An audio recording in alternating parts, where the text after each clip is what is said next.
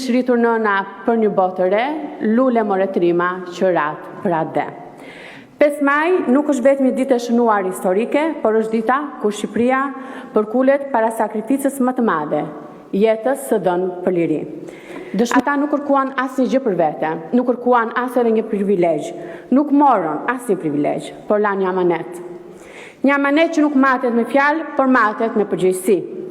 Të gjithë kanë ndjeshmëri për këtë ditë.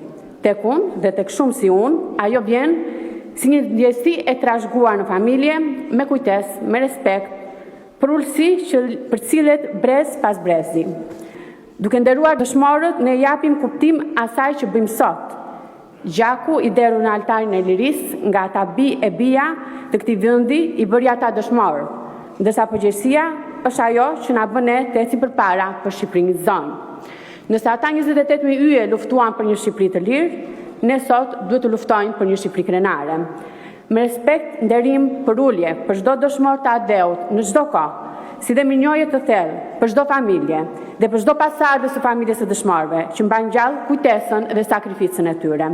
Lavdi e përjetshme dëshmorëve të AD-ut.